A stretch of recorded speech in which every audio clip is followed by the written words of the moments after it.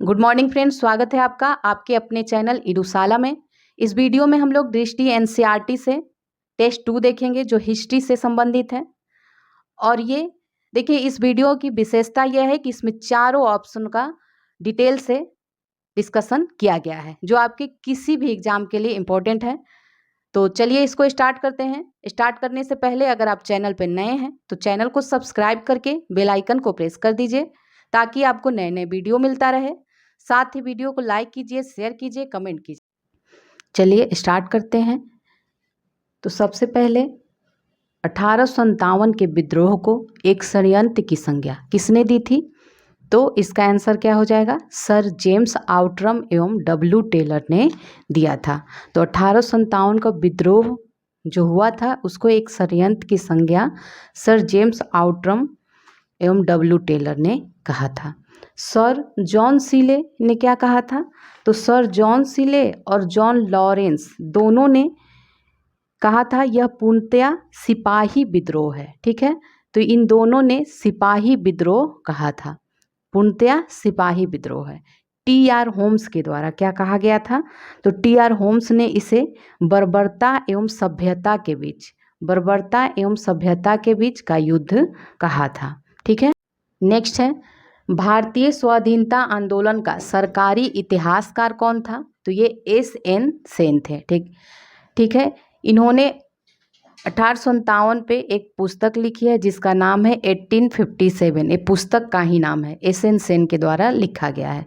R.C. Majumdar ने 1857 के बारे में कहा है कि न तो ये प्रथम, न ही राष्ट्रीय और न ही स्वतंत्रता संग्राम था। ये R.C. मजूमदार के द्वारा कहा गया है 1857 के बारे में। ताराचंद एक इतिहासकार थे। B.D. सावरकर ने 1857 को प्रथम राष्ट्रीय स्वतंत्रता संग्राम कहा है। ठीक है, B.D. सावरकर के द्वारा। अब नेक्स्ट देखते हैं, अंग्रेजों के विरुद्ध भीलों द्वारा क्रांति कहाँ प्रारंभ की गई थी? तो इसका आंसर क्या हो जाएगा? मध्य प्रदेश एवं महाराष्ट्र में। तो भील जो थे मध्य प्रदेश एवं महाराष्ट्र में अंग्रेजों के विरुद्ध क्रांति किए थे। नेक्स्ट देखते हैं, एशियाटिक सोसाइटी ऑफ बंगाल के संस्थापक कौन थे? तो ये सर विलियम जोन्स थे। इन्होंने 1784 में, ठीक है, 1784 में एशियाटिक सोसाइटी ऑफ बंगाल की स्थापना की थी। और गोपाल कृष्ण गोखले देखे तो इन्होंने सर्वेंट ऑफ इंडिया सोसाइटी की स्थापना 1905 में किया था। जेम्स प्रीसेम कौन थे? तो इन्होंने अशोक के जो शिलालेख था उसको इन्होंने पढ़ा था। जेम्स प्रीसेम अशोक के शिलालेख को पढ़ने वाले ये प्रथम थे। जोनाथन डंकन जो है इन्होंने 1782 में बनारस में संस्कृत विद्यालय की स्थापना की थी, जोनाथन डंकन ने। ठीक है, नेक्स्ट देखते हैं, भारत में आधुनिक शिक्षा प्रणाली की नियम किस अधिनियम के तहत पड़ी थी? आधुनिक शिक्षा प्रणाली की, तो इसका आंसर क्या हो जाएगा? 1835 के मैकाले का जो स्मरण पत्र था इसके द्वारा भारत में आधुनिक शिक्षा प्रणाली की नींव पड़ी थी। ठीक है, 1813 का जो चार्टर अधिनियम था तो ये इसमें क्या हुआ था कि भारत के साथ जो कंपनी के एकाधिकार थे व्यापार करने के, इसको समाप्त कर दिया गया था। इसमें केवल चाय और चीन के साथ जो व्यापार था उसको रखा गया था, बाकी एकाधिकार को समाप्त कर दिया गया था। 1813 का जो चार्टर अधिनियम आया था।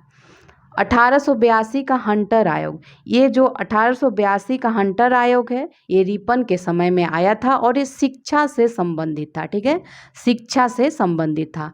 1854 का जो वुड का डिस्पैच है ये डलहौजी के समय आया था और ये भी शिक्षा से संबंधित था। ठीक है, शिक्षा से संबंधित था।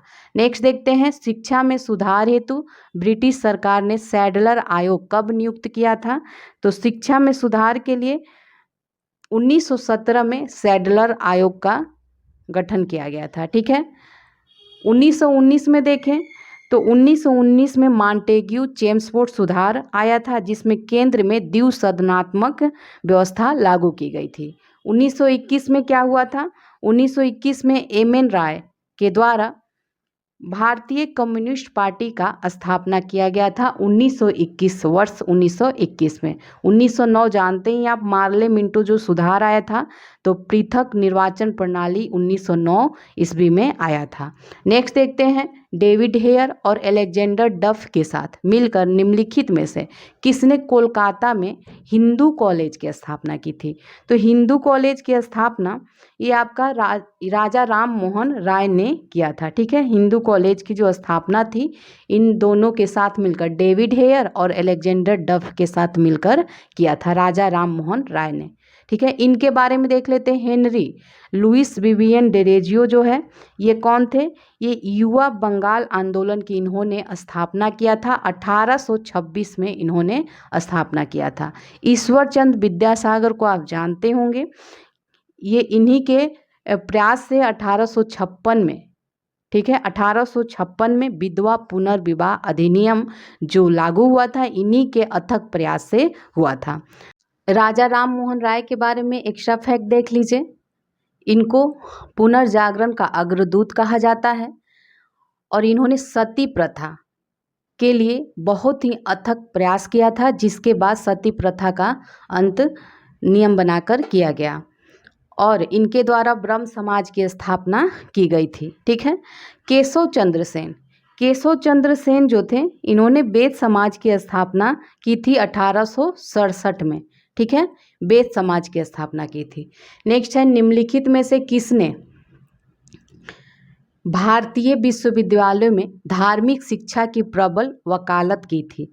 तो ये हो जाएगा आपका मदन मोहन मालवीय। ठीक है, मदन मोहन मालवीय के द्वारा किया गया था। बाल गंगाधर तिलक, तो ये प्रथम कांग्रेसी नेता थे जो देश के लिए कई बार जेल गए थे। ये गरम दल के नेता थे। स्वराज हमारा जन्मसिद्ध अधिकार है और मैं इसे लेकर रहूंगा, ये इन्हीं का कथन है। और इनके पत्रिका देखें तो केसरी, मराठा, ये सभी इनकी पत्रिका थी। स्वामी विवेकानंद को तो आप जानते ही हैं, इन्हें तूफानी हिंदू कहा जाता है, तूफानी हिंदू कहा जाता है। और 1893 का जो अमेरिका में शिकागो धर्म सर्वधर्म सम्मेलन हुआ था, इसमें इन्होंने भाषण दिया था और इसी के बाद इन्हें तूफानी हिंदू का नाम दिया गया था। महात्मा गांधी राष्ट्रपिता हैं हमारे, इन्होंने तो आपको पता ही है कितने सारे कार्य किए हैं। चलिए आगे देखते हैं मदन मोहन मालवीय के बारे में। इसका आंसर तो मदन मोहन मालवीय था। किसने भारतीय विश्वविद्यालय में धार्मिक शिक्षा की प्रबल वकालत की थी? तो ये मदन मोहन मालवीय ने की थी। अब नेक्स्ट आते हैं, डेक्कन एजुकेशन सोसाइटी की स्थापना किसने से कौन संबंधित था? तो ये हो जाएगा बाल गंगाधर तिलक। ठीक है, बाल गंगाधर तिलक किससे संबंधित है? एमजी रानाडे के बारे में देख लीजिए। जस्टिस रानाडे जो थे, इन्होंने प्रार्थना समाज की स्थापना 1867 में किया था। फिरोज शाह मेहता ने बॉम्बे प्रेसिडेंसी एसोसिएशन की स्थापना की थी 1885 में। दयानंद सरस्वती आर्य समाज के संस्थापक थे। 1875 में इन्होंने आर्य समाज की स्थापना की थी। नेक्स्ट देखते हैं, पत्रकार के कर्तव्य का निर्वहन करते हुए जेल जाने वाले प्रथम भारतीय कौन थे? तो ये आपका हो जाएगा बाल गंगाधर तिलक ही थे। अभी हम लोगों ने देखा कि ये प्रथम ऐसे पहले कांग्रेसी नेता है जो देश के लिए कई बार जेल गए थे। दादा भाई नौरोजी के बारे में देख लीजिए। तो ब्रिटिश सार्वजनिक सभा की स्थापना इन्होंने 1843 में दादा भाई नौरोजी ने किया था। मोतीलाल नेहरू CR दास के साथ मिलकर इन्होंने स्वराज दल की स्थापना की थी। स्वराज पार्टी है, ठीक है, स्वराज पार्टी की स्थापना। सुरेंद्र नाथ बनर्जी, इन्होंने इंडियन एसोसिएशन की स्थापना की थी, 1876 में की थी। ये सभी हमारे समाज सुधारक और भारतीय स्वतंत्रता आंदोलन में जो भाग लेने वाले महत्वपूर्ण नेता थे। चलिए आगे अब देखते हैं किसका संबंध बुद्ध के जीवन से था। तो इसमें हो जाएगा आपका कौशल और मगध। ठीक है, तो कौशल और मगध का जो संबंध है ये बुद्ध के जीवन से था। ठीक है, अवंती जो है ये देखिए 16 महाजनपदों हैं। अवंती जो है 16 महाजनपदों में से एक था। इसकी राजधानी उज्जैन और महिष्मति थी। और गांधार की राजधानी तक्षशिला थी। ठीक है, तक्षशिला। कौशल की राजधानी श्रावस्ती थी। मगध का गिरिवर था। ठीक है, अब नेक्स्ट देखते हैं। भारतीय इतिहास के संदर्भ में निम्नलिखित में से कौन भावी बुद्ध है जो संसार की रक्षा हेतु अवतरित होंगे? तो ये मैत्रेय हो जाएगा। ठीक है, सी है इसका आंसर, मैत्रेय हो जाएगा। और लोकितेश्वर कौन है? तो ये महायान शाखा के लोकप्रिय बोधिसत्व हैं। ठीक है, ये भी बौद्ध धर्म से संबंधित है। लोकेश्वर। पद्मपाणि भी बौद्ध धर्म से संबंधित हैं। नेक्स्ट अब देखते हैं, महान धार्मिक घटना महामस्तका अभिषेक किससे संबंधित है? तो ये महाबली से संबंधित है, महाबली से। ठीक है, आगे अब देखते हैं इसके। बुद्ध तो आप जानते ही हैं बौद्ध धर्म से संबंधित है। बौद्ध धर्म के संस्थापक बुद्ध थे। महावीर जैन धर्म के संस्थापक थे। और नटराज जो है ये चोल जो साम्राज्य था, तो चोलों के द्वारा बनाया गया उत्कृष्ट कोटि की शिव की मूर्ति थी, है आज भी उपलब्ध है। चलिए अब नेक्स्ट देखते हैं, निम्नलिखित में से कौन सा एक बौद्ध ग्रंथ 16 महाजनपदों का उल्लेख करता है? तो इसका देखिए आंसर अंगुत्तर निकाय हो जाएगा। जो 16 महाजनपदों का उल्लेख करता है अंगुत्तर निकाय है ये। ठीक है, और ये जो है मध्यम निकाय, खुदाक निकाय और दीर्घ निकाय, ये सभी देखिए सूत पीटक जो था, सूत पीटक के 5 निकाय में से ये 4 निकाय हैं। 5वां जो निकाय है वो संयुक्त निकाय है। तो ये पांचों जो है सूत पीटक के 5 निकाय हैं। नेक्स्ट अब देखते हैं, निम्नलिखित में से राज्य के सप्तांग सिद्धांत के अनुसार राजा का 7वां अंग कौन सा होता है? तो देखिए राजा का 7वां अंग जो है मित्र है। डी है इसका आंसर, मित्र। तो ये 4 जो है राजा के सप्तांग जो है सिद्धांत, ये किसने दिया था? कौटिल्य ने दिया था। तो कौटिल्य के सप्तांग सिद्धांत के अनुसार राजा के 7 अंग होते हैं। तो सबसे पहले ये देखिए, फर्स्ट इसमें राजा होता है, दूसरा किसी राज्य के बारे में, तो दूसरा अमात्य होता है, और तीसरा जनपद, चौथा दुर्ग, और 5वां कोष, छठा जो होता है सेना होता है। ठीक है, और 7वां मित्र होता है। तो 7 अंग होते हैं किसी राज्य के। नेक्स्ट आते हैं, निम्नलिखित में से किस ग्रंथ में चंद्रगुप्त मौर्य को वृषल एवं कुलहीन कहा गया है? तो ये आपका हो जाएगा, इसका आंसर जो हो जाएगा मुद्रा राक्षस। ठीक है, सी है इसका आंसर, मुद्रा राक्षस। मुद्रा राक्षस किसकी रचना है देखा जाए तो ये आपका हो जाएगा विशाखा दत्त की। ठीक है, विशाख दत्त क्या ये कृति है मुद्रा राक्षस।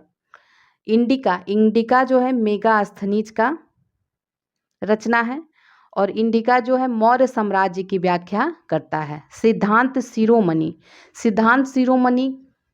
की रचना किसने की है? भास्कराचार्य ने।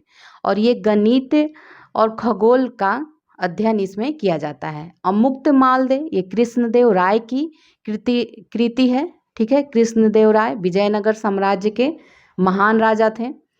नेक्स्ट देखते हैं, किसने सहिष्णुता, उदारता, करुणा के त्रिविध आधार पर राजधर्म की स्थापना की थी?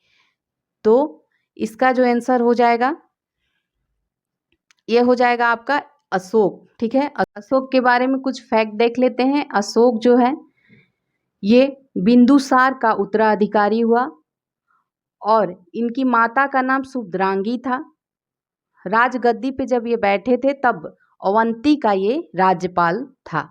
ठीक है, मास्की, गुर्जरान, नेत्तुर, उडेगोलम, इन सभी में अशोक का नाम अशोक मिलता है। ठीक है, अशोक का नाम क्या मिलता है? अशोक मिलता है। और भाब्रू अभिलेख में इसने अपने आप को मगध का राजा बताया है। अकबर के बारे में देख लेते हैं। अकबर हुमायूं का पुत्र था और एक महान शासक था। ये भी 1582 में इसने दीन ए इलाही चलाया था। इसके दरबार में नवरत्न रहते थे, जैसे बीरबल, ये सब जो हैं ये नवरत्न जो रहते थे अकबर के दरबार में थे। दास प्रथा का 1562 में इसने दास प्रथा समाप्त किया था। जजिया कर समाप्त किया था 1564 में। तो ये सभी अशोक के कार्य, सॉरी अकबर के कार्य थे। रंजीत सिंह के बारे में देख लीजिए। रंजीत सिंह जो है सुकरचकिया मिल के संबंधित थे, सुकरचकिया मिल से संबंधित थे।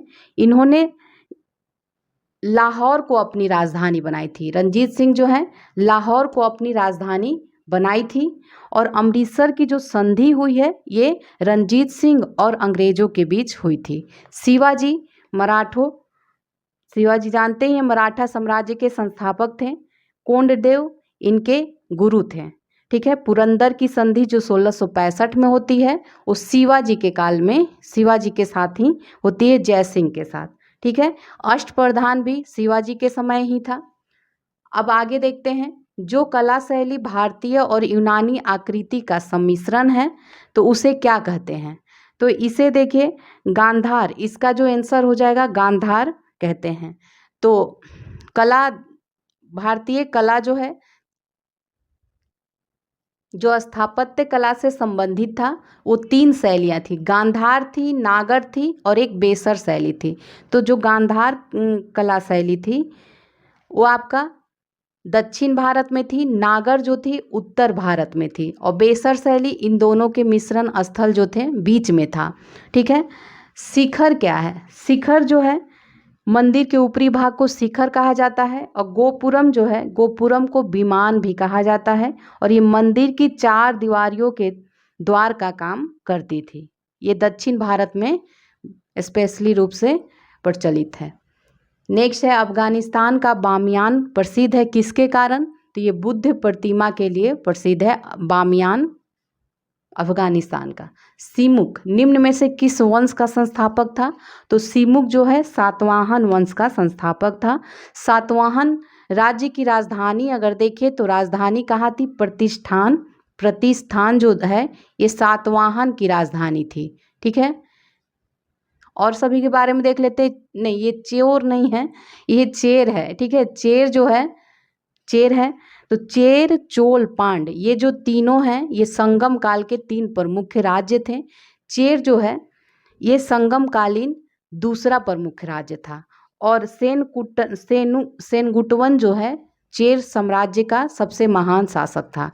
विजयनगर के बारे में देखें तो ये हरियर और बुक्का नामक 2 भाइयों ने विजयनगर की स्थापना की थी 1336 में। ठीक है, और इनकी जो राजधानी थी वो हम्पी थी। ठीक है, और विजयनगर का जो अर्थ होता है जीत का शहर, इसका अर्थ होता है। चोल के बारे में देख लीजिए। चोल जो है दक्षिण भारत में स्थित एक महान साम्राज्य था और इसकी स्थापना विजयालय ने किया था। तंजौर इसकी राजधानी थी और ये स्थानीय स्वशासन के लिए बहुत प्रसिद्ध था। ठीक है, सातवाहन तो हम लोगों ने देख ही लिया। अब नेक्स्ट देखते हैं, मुल्कदास एक संत कवि थे। तो जो मुल्कदास हैं ये आगरा के थे, नहीं सॉरी कड़ा के थे। ठीक है, मुल्कदास जो संत हैं ये कड़ा के थे। आगरा में फतेहपुर सिकरी है, प्रसिद्ध है, जो मुइनुद्दीन चिश्ती जहाँ पे उनका मकबरा है। इलाहाबाद का देखें तो अकबर का किला इलाहाबाद में फेमस है। काशी विश्वनाथ आप जानते ही हैं। बीजक किसकी रचना है? तो बीजक जो है कबीर दास की रचना है बीजक। ठीक है, बीजक जो है कबीर दास की रचना है। कबीर जी के बारे में देख लेते हैं। ये सुल्तान सिकंदर लोदी के समकालीन थे और ये निर्गुण धारा के कवि थे। जो कबीर हैं ये निर्गुण धारा के कवि थे। मूर्ति पूजा इन सभी का इन्होंने विरोध किया था। एकेश्वरवादी थे ये, और ये रामानंद के जो 12 शिष्य थे उनमें से एक थे।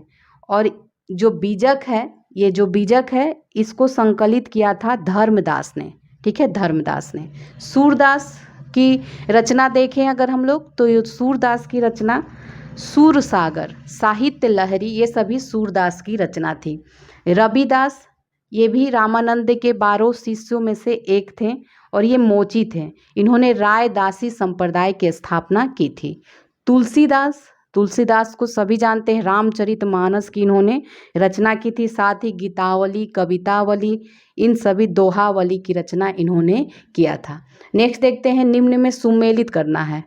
तो अद्वैतवाद के शंकराचार्य थे, विशिष्टाद्वैतवाद इसके रामानुजाचार्य थे, द्वैतवाद के माधवाचार्य थे, द्वैताद्वैतवाद के निम्बकाचार्य थे, शुद्ध अद्वैतवाद के वल्लभाचार्य। तो ये सभी ही सुमेलित है, ठीक है, तो ये सारे ही सही सुमेलित हैं। नेक्स्ट अब देखते हैं, निम्न में कौन शासक उच्च शिक्षित था? तो ये आपका हो जाएगा शेरशाह सूरी। तो शेरशाह सूरी सबसे उच्च शिक्षित शासक था।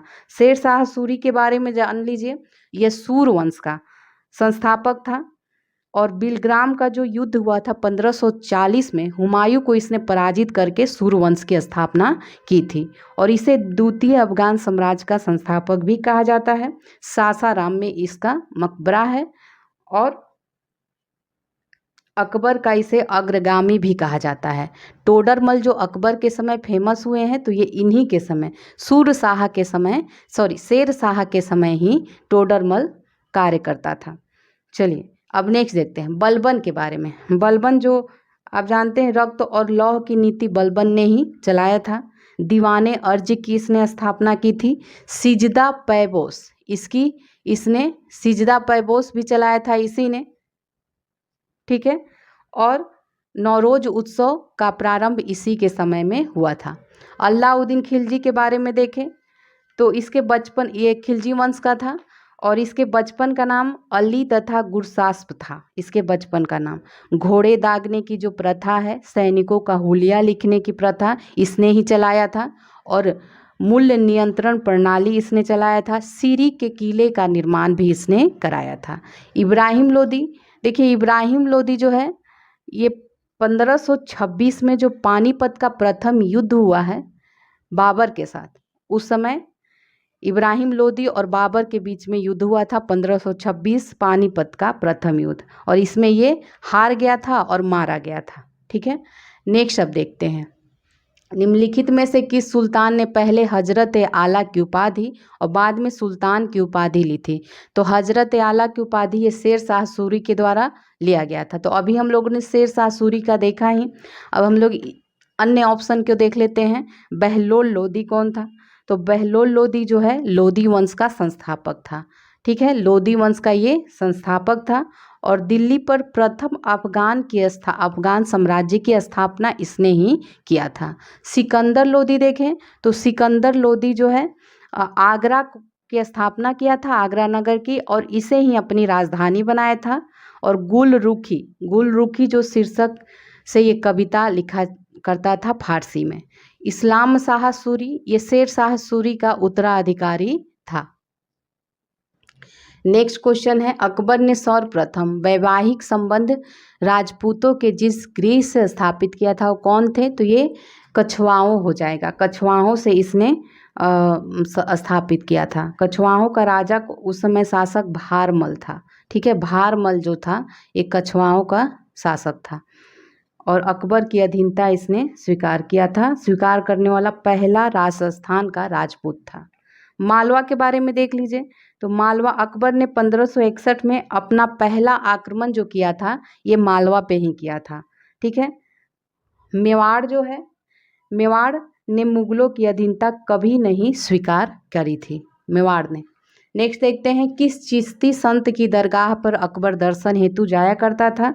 तो ये आप जानते हैं मोइनुद्दीन चिश्ती के दरगाह पे जाता था और ये भारत में चिश्ती संप्रदाय की शुरुआत इन्होंने की थी और ये शेख हारून के शिष्य थे। इनका मकबरा अजमेर में है। चिराग देहलवी कौन था? फिरोज शाह तुगलक को गद्दी पर बैठाने में इसने मदद किया था और ये निजामुद्दीन औलिया का उत्तराधिकारी था। बख्तियार काकी के बारे में देखें तो ये जो बख्तियार काकी है ये मोइनुद्दीन चिश्ती का शिष्य था और कुतुब मीनार जो बना है, कुतुब मीनार इसी को समर्पित किया गया है। इल्तुतमिश के समय ये भारत आए थे। शेख फरीद सच शंकर ये जो है बख्तियार काकी के शिष्य था और बलबन जो था इसका दामाद था, बलबन इसका दामाद था, ठीक है। और इसकी कुछ रचनाएं जो है गुरु ग्रंथ साहिब में संकलित हैं। अब नेक्स्ट देखते हैं अदोनी का युद्ध। अदोनी का युद्ध किसके साथ हुआ था, किसके मध्य हुआ था? अदोनी का युद्ध ये विजयनगर और बीदर के मध्य हुआ था, अदोनी का युद्ध। ठीक है, विजयनगर बहमनी के बीच कौन सा युद्ध हुआ था? राक्षसी या तागड़ी का युद्ध इसको कहते हैं। मराठा अफगानों के बीच कौन सा युद्ध हुआ था? पानीपत का तीसरा युद्ध जो 1761 में हुआ था, ये मराठा अफगानों के बीच हुआ था। दारा सिकोह एवं औरंगजेब के बीच कौन सा युद्ध हुआ था? तो इनके बीच दो युद्ध हुए थे, सामूगढ़ का युद्ध और देवराय का युद्ध। सामूगढ़ का जो युद्ध हुआ है 1658 में हुआ है और देवराय का युद्ध 1659 में हुआ है। नेक्स्ट देखते हैं किस युद्ध में इल्तुतमिश ने यल्दौज को पराजित किया था? तो ये पानीपत का तृतीय युद्ध में पराजित किया था। देखिए ये जो है ना, ये तराइन का तृतीय युद्ध, ठीक है। तो तराइन के तृतीय युद्ध भी हुआ है, इल्तुतमिश ने इसमें यल्दौज को परास्त किया था। ठीक है, पानीपत के प्रथम युद्ध के बारे में आप जानते ही हैं, 1526 में बाबर और इब्राहिम लोदी के बीच हुआ था। तराइन का प्रथम युद्ध पृथ्वीराज और गौरी के बीच 1191 में हुआ था और द्वितीय युद्ध 1192 में हुआ था पृथ्वीराज और गौरी के बीच, जिसमें गौरी की विजय हुई थी। अब नेक्स्ट देखते हैं टोडरमल ने किस क्षेत्र में ख्याति अर्जित की थी? तो ये भू राजस्व के क्षेत्र में। ठीक है, दहसाला व्यवस्था जो थी टोडरमल की ही व्यवस्था इसने विकसित किया था। संगीत में किसने? तानसेन संगीत के हैं। चित्रकला में देखें तो दसवंत बसावन जो थे ये चित्रकला संबंधित है। ठीक है, अब नेक्स्ट देखते हैं निम्नलिखित में मुगल शासकों में किसने अपनी आत्मकथा पारसी में लिखा था? फारसी में लिखा था। ये लिखा था बाबर, नहीं बाबर कहाँ से, जहांगीर ने लिखा था। ठीक है, बाबर ने जो आत्मकथा लिखा था ये तुर्की में उसने लिखा था। ठीक है, और जहांगीर ने तुजुक ए जहांगीरी लिखा था जो फारसी में था। बाबर ने जो अपनी आत्मकथा लिखा था बाबरनामा, ये तुर्की में था। अकबर की आत्मकथा नहीं, अकबरनामा की रचना जो किया था अबुल फजल ने किया था। और औरंगजेब बीबी के मकबरा को औरंगजेब ने बनवाया था। नेक्स्ट है मुगल बादशाह जहांगीर ने किसे इंग्लिश खान की उपाधि दी थी? तो ये आपका हो जाएगा विलियम हॉकिंस को। ठीक है, विलियम हॉकिंस को दिया था। तो ये जहांगीर के दरबार में आने वाला प्रथम अंग्रेज था विलियम हॉकिंस और इसे जहांगीर ने इंग्लिश खां की उपाधि दी थी। अल्बुकर्क कौन था? अल्बुकर्क 1509 में पुर्तगाली वायसराय बना था और इसने 1510 में बीजापुर के शासक से गोवा को छीना था। ठीक है, अल्बुकर्क ने। विलियम हॉकिंस देख लिया हम लोगों ने। फ्रांसिस्को अल्मीडा जो है 1505 में ये प्रथम पुर्तगाली वायसराय बनकर आया था। डी लाली भी पुर्तगाली ही था। ये वांडीवास के युद्ध का नेतृत्व किया था और फ्रांसीसी सेना इसी के समय हारी थी। ठीक है, अब नेक्स्ट देखते हैं जहांगीर के दरबार में पक्षियों का सबसे बड़ा चित्रकार कौन था? तो ये पक्षियों का पूछ रहे हैं, तो ये मंसूर था। ठीक है, मंसूर जो था ये पक्षियों का बहुत बड़ा चित्रकार था और जहांगीर ने इसे नासिर उल असर की उपाधि इसे दी थी। मंसूर को जहांगीर ने नासिर उल असर की उपाधि दी थी। अब्दुसम्मद के बारे में देखें तो अब्दुसम्मद अकबर कालीन चित्रकार था और अकबर ने इसे सीरी कलम की उपाधि दी थी अब्दुसम्मद को। ठीक है, दसवंत देखें तो दसवंत जो है अकबर कालीन चित्रकार था। दसवंत भी अकबर कालीन चित्रकार था। गोवर्धन कौन है? तो गोवर्धन जो है ये जहांगीर के समय का चित्रकार है। ठीक है, नेक्स्ट देखते हैं सुबह ए आज़ादी नामक कविता किसने लिखा था? तो ये फैज अहमद फैज ने लिखा था सुबह ए आज़ादी। ठीक है, मिनहाज उस सिराज के बारे में देखें तो इन्होंने तबकात ए नासरी नामक लिखा था ग्रंथ। ब्रह्मगुप्त भारतीय गणितज्ञ और खगोल शास्त्री थे। मोहम्मद इकबाल कौन है? तो ये सारे जहाँ से अच्छा हिंदुस्तान हमारा, ये मोहम्मद इकबाल का ही है। नेक्स्ट देखते हैं ऑटोबायोग्राफी ऑफ मैडम क्यूरी का हिंदी में अनुवाद किसने किया था? तो ये हो जाएगा लाल बहादुर शास्त्री ने किया था इसका हिंदी में अनुवाद। फैजी कौन था? तो फैजी जो है महाभारत का फारसी में अनुवाद किया था। अबुल कलाम आज़ाद, ये जान ही रहे हैं आप, कांग्रेस के सबसे युवा नेता बने थे 1940 में सब, और 1946 तक रहे थे। और इसकी महत्वपूर्ण जो पत्रिका थी गुब्बारे खातिर, अल हिलाल, ये इनकी पत्रिका है। सुभाष चंद्र बोस के बारे में देखें तो इन्होंने फॉरवर्ड ब्लॉक की स्थापना की थी, और आज़ाद हिंद फौज की भी नहीं, आज़ाद हिंद फौज की स्थापना रास बिहारी बोस ने किया था, और आज़ाद हिंद सरकार की स्थापना सुभाष चंद्र बोस ने किया था। ठीक है, नेक्स्ट आते हैं हार्ट ऑफ एशिया पुस्तक किसने लिखा था? हार्ट ऑफ एशिया जो है ये मार्क टूली ने लिखा था, मार्क टूली ने। दादा भाई नौरोजी के बारे में देखें तो ये कांग्रेस के दूसरे अधिवेशन की अध्यक्षता इन्होंने की थी, और ब्रिटिश सार्वजनिक सभा की स्थापना की थी, और धन की जो निकासी सिद्धांत है इनका इन्होंने प्रतिपादन किया था। ठीक है, महात्मा गांधी की पत्रिका देख लेते हैं, यंग इंडिया, हरिजन, नवजीवन, हिंद स्वराज, ये सभी महात्मा गांधी की पत्रिका थी। अरविंद घोष के बारे में देख लेते हैं तो लाइफ डिवाइन, वंदे मातरम, कर्मयोगी, ये सभी अरविंद घोष की पत्रिका थी। नेक्स्ट है India from Curzon to Nehru and after के लेखक कौन है? नेक्स्ट है India from Curzon to Nehru and after के लेखक कौन है? तो ये आपका हो जाएगा दुर्गा दास। ठीक है, दुर्गा दास इसके लेखक हैं। जवाहरलाल नेहरू की पत्रिका देखें तो डिस्कवरी ऑफ इंडिया, मेरी कहानी, ये सभी जवाहरलाल नेहरू का है। लुई फिशर जो हैं ये महात्मा गांधी के जीवनीकार थे। फ्रैंक मोरिस जो हैं ये जवाहरलाल नेहरू के जीवनी लिखे थे।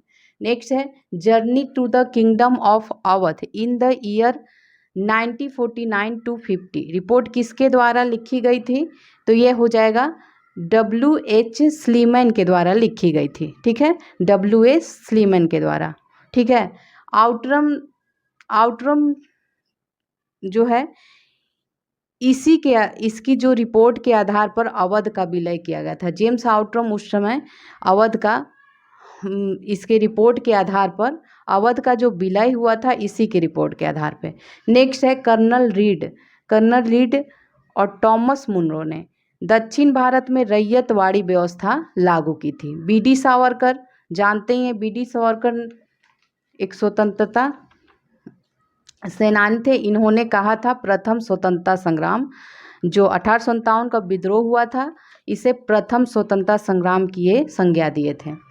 नेक्स्ट है the roots of ancient India के लेखक हैं फेयर सर्विस। ठीक है, W.A. Fairservis. ठीक है, R.C. दत्त कौन थे? तो धन की निकासी में जो दादा भाई नौरोजी और R.C. दत्त धन की जो निकासी सिद्धांत दिए थे इसमें R.C. दत्त भी थे। नेक्स्ट है दादा भाई नौरोजी को ग्रैंड ओल्ड मैन भी कहा जाता है। R.C. मजूमदार जिन्होंने 1857 एक इतिहासकार हैं, इन्होंने 1857 के विद्रोह के बारे में कहा है, न प्रथम, न राष्ट्रीय और न स्वतंत्रता संग्राम। ठीक है, अब नेक्स्ट देखते हैं। नेक्स्ट है भारत की दूसरी स्वतंत्रता के लेखक कौन है? तो भारत की दूसरी स्वतंत्रता ये जयप्रकाश नारायण के द्वारा लिखा गया है। नहीं, फिर से देख लीजिए, M.G. देवा सहाय इसके लेखक है। भारत की दूसरी स्वतंत्रता के लेखक हैं M.G. देवा सहाय। ठीक है, और इसमें हम लोग जयप्रकाश नारायण के बारे में देख लेते हैं। तो जयप्रकाश नारायण ने संपूर्ण क्रांति आंदोलन का नेतृत्व किया था। इन्हें लोक नायक के नाम से भी जाना जाता है। इन्होंने स्वतंत्रता संग्राम में बहुत महत्वपूर्ण भूमिका निभाई थी 1942 के समय। महात्मा गांधी की पत्रिका देख लीजिए, ये यंग इंडिया, नवजीवन, हरिजन, ये सभी महात्मा गांधी की पत्रिका थी। और इनके जो आंदोलन प्रमुख रूप से 1917 में इन्होंने भाग लिया था, इनके बारे में तो जो भी कहा जाए कम ही है। तो महात्मा गांधी के महत्वपूर्ण आंदोलनों में से चंपारण सत्याग्रह 1917 में, असहयोग आंदोलन 1920 में, सविनय अवज्ञा आंदोलन 1930 में और भारत छोड़ो आंदोलन 1942 में इन्हीं के नेतृत्व में हुआ था। बंकिम चंद्र चटर्जी इन्होंने वंदे मातरम की रचना की थी। नेक्स्ट है भारतीय किसान यूनियन की स्थापना ये आपका हो जाएगा 1986 में, ठीक है, भारतीय किसान यूनियन की स्थापना। नेक्स्ट है भारतीय परिषद अधिनियम 1909 की विशेषता इसमें बताना है, तो इसका आंसर क्या हो जाएगा, सांप्रदायिक निर्वाचन मार्ले मिंटो सुधार, इसे कहते हैं सांप्रदायिक पृथक निर्वाचन प्रणाली। द्वै शासन पद्धति का आरंभ कब हुआ था, तो ये 1919 में हुआ था। अखिल भारतीय संघ की स्थापना 1935 में हुआ था, और लखनऊ समझौता आपका लखनऊ पैक्ट कहते हैं जिसको 1916 में हुआ था। नेक्स्ट है निम्न को क्रम से लगाना है, तो सबसे पहले इसका डेट देख लेते हैं फिर क्रम से लगा लेते हैं। तो सी राजगोपालाचारी जो योजना है इसको CR फॉर्मूला भी कहा जाता है, 1944 में आया था, जुलाई 1944 में आया था। वेवेल योजना ये जून 1945 में आया था, जून 1945 में वेवेल योजना। माउंटबेटन योजना 3 जून 1947 को आया था, माउंटबेटन योजना। और कैबिनेट मिशन जो है 1946 में आया था। तो चलिए इसको लगा लेते हैं। सबसे पहले ए हो जाएगा, ए हो गया, और उसके बाद बी हो जाएगा, और फिर डी और सी हो जाएगा। तो इसका सी है आंसर, ठीक है, सी आंसर आ जाएगा। नेक्स्ट है कूट का उपयोग करते हुए निम्नलिखित आंदोलनों को क्रम से इसे भी लगाना है। तो देख लीजिए, ये तो आपको पता है, सविनय अवज्ञा आंदोलन आपका 1930 में हो जाएगा, 6 अप्रैल 1930। खिलाफत हो गया 1919, असहयोग हो गया 1920, और भारत छोड़ो आंदोलन 42। तो लगाते हैं इसको। सबसे पहले क्या हो जाएगा, खिलाफत आंदोलन, बी है, ठीक है, फिर बी के बाद सी हो जाएगा, और उसके बाद ए हो जाएगा और डी हो जाएगा। तो ए है इसका आंसर, ए है। नेक्स्ट है इनको भी क्रमवार लगाना है। तो सबसे पहले इनका डेट देख लेते हैं। गांधी इरविन समझौता जो हुआ है, हाँ, ये 4 मार्च 1931 को हुआ है। गांधी इरविन समझौता 4 मार्च 1931 को। सांप्रदायिक पंचायत 1932 में हुआ है, 16 अगस्त 1932 को हुआ है। और द्वितीय गोलमेज सम्मेलन आपका हो जाएगा सितंबर 1931, ठीक है, सितंबर में हुआ है, ठीक है, सितंबर में। और नेहरू रिपोर्ट 1928 में आया है। तो इसको देख लेते हैं। सबसे पहले कौन आ जाएगा, 4 आ जाएगा, नेहरू रिपोर्ट सबसे पहले है, उसके बाद गांधी इरविन समझौता हो जाएगा, इसके बाद द्वितीय गोलमेज सम्मेलन, और फिर आपका सांप्रदायिक पंचायत। ए है इसका आंसर। नेक्स्ट है इनको सुमेलित करना है, ठीक है। तो होम रूल लीग ये तिलक के द्वारा, तिलक और एनी बेसेंट थी, तो ये सुमेलित है इसका। नेशनलिस्ट पार्टी तो ये मदन मोहन मालवीय के द्वारा शुरू किया गया था। नेशनल लिबरेशन फेडरेशन ये तेज बहादुर सप्रू के द्वारा। स्वराज पार्टी ये आपका चित्तरंजन दास और मोतीलाल नेहरू के द्वारा। तो ये सभी ही सुमेलित हैं, ठीक है, सुमेलित हैं। नेक्स्ट है साइमन कमीशन की नियुक्ति हुई थी 1927 में। 1942 में देखें तो भारत छोड़ो आंदोलन, क्विट इंडिया मूवमेंट हुआ था। 1919 में आपका हो जाएगा मॉन्टेग्यू चेम्सफोर्ड सुधार, और 1909 मार्ले मिंटो सुधार। नेक्स्ट है ब्रिटिश भारत में शिक्षा की अभिवृद्धि और प्रगति की संभावना की जांच हेतु किस कमेटी का गठन किया गया था। तो शिक्षा सब अभिवृद्धि के लिए देखिए इसमें जो है आपका आंसर हो जाएगा हार्डोक समिति, ठीक है। हार्डोक समिति जो है 1929 में आया था, ये शिक्षा से संबंधित था। पील कमीशन जो है ये 1857 के विद्रोह के बाद सैन्य पुनर्गठन के लिए आया था, पील कमीशन। मूडीमैन जो है 1924 में आया था, राजनेताओं के मांग से ये संबंधित था। हंटर समिति शिक्षा से संबंधित था, ये कब आया था, 1882 में, ठीक है। और ये आपका बटलर समिति जो है ये आया था आपका 1927 में, ठीक है। देशी राज्यों और अंग्रेजी सरकार के बीच संबंधों का इसमें था। नेक्स्ट देखते हैं 12 मार्च से 6 अप्रैल 1930 तक कौन कौन सी घटना संपन्न हुई थी। तो 12 मार्च से 6 अप्रैल ये दांडी मार्च हुआ था, ठीक है। तो पूना समझौता कब हुआ था ये देख लेते हैं। तो ये 24 सितंबर 1932 में हुआ था। पूना समझौता जो हुआ है 24 सितंबर 1932 में। चंपारण सत्याग्रह 1917 में, और सांप्रदायिक निर्णय जो हुआ था 1932 में। चलिए अब आगे देखते हैं। भारत छोड़ो आंदोलन के समय के दौरान जेल से फरार होकर भूमिगत गतिविधियों को संगठित किया था, तो ये जयप्रकाश नारायण ने किया था। ठीक है, इनको लोक नायक के नाम से भी जाना जाता है। जयप्रकाश नारायण ने 1942 में बहुत महत्वपूर्ण भूमिका निभाई थी। जेबी कृपलानी के बारे में देखें तो ये आज़ादी के समय भारतीय राष्ट्रीय कांग्रेस के अध्यक्ष थे। राम मनोहर लोहिया जो है समाजवादी आंदोलन से संबंधित थे। और उषा मेहता ये भी 1942 के जो भारत छोड़ो आंदोलन था उस समय भूमिगत रूप से रेडियो संचालन से संबंधित हैं। ठीक है, चलिए अब नेक्स्ट कंप्लीट हो गया आपका इसमें। अब हम लोग नेक्स्ट वीडियो में मिलते हैं। तो वीडियो को लाइक किया कीजिए, शेयर कीजिए, कमेंट कीजिए।